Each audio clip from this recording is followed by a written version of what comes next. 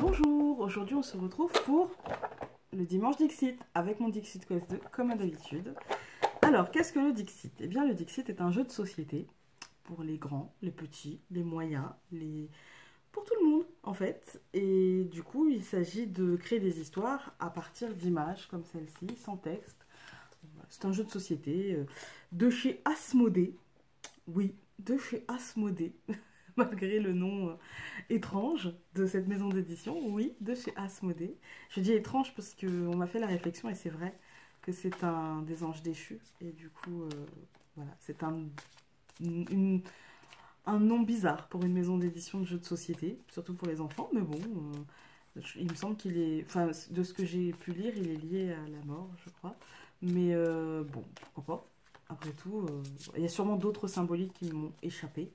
Donc voilà, c'était juste étrange. Voilà, c'est un jeu de société très très simple, très très bon enfant. Et du coup, voilà, moi j'ai vu sur la chaîne de Solveig qu'on pouvait le détourner en exercice d'intuition. Je suis très fatiguée, je fais ça après le tirage énergétique. Donc vous allez me voir pour le Dixit et la question du lundi, je vais être de plus en plus fatiguée.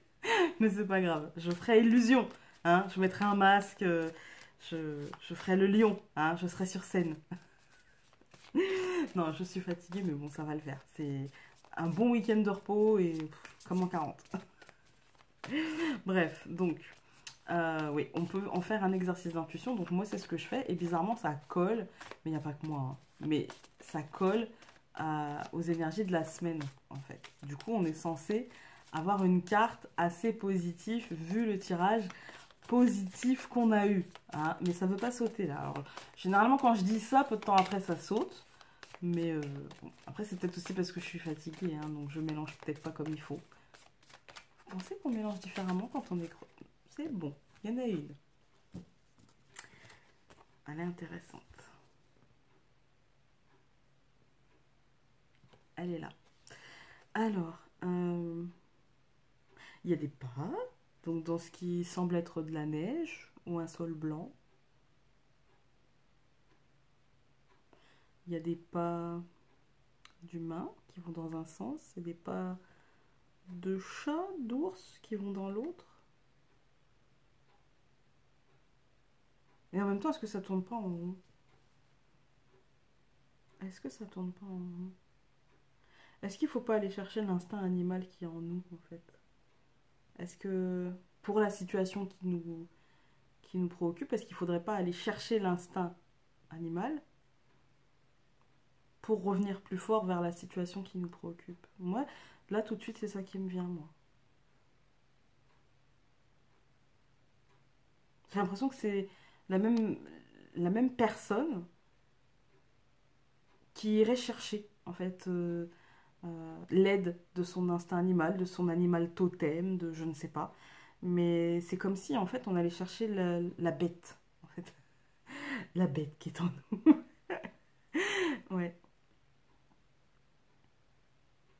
Moi, j'y vois que ça. Ça me parle peut-être que pour moi, hein. Mais j'ai l'impression qu'il faut aller chercher l'instinct de protection.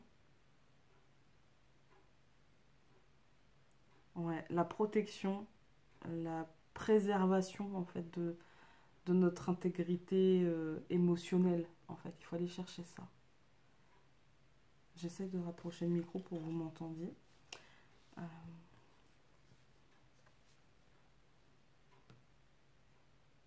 Ouais, moi c'est ça que j'y vois. L'instinct d'aller chercher en fait, d'aller chercher les moyens de se préserver, les moyens de, de se protéger en fait, de se protéger de quoi?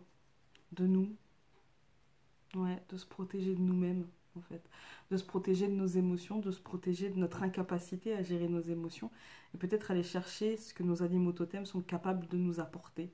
Il est peut-être temps d'essayer de se reconnecter à l'instinct animal, à ce que nos animaux totems peuvent nous donner et à peut-être une sorte de protection, je dirais divine, je dirais spirituel, comme vous voulez. Appelez à l'aide en fait, mais appelez à l'aide en vous-même et pas forcément à l'extérieur.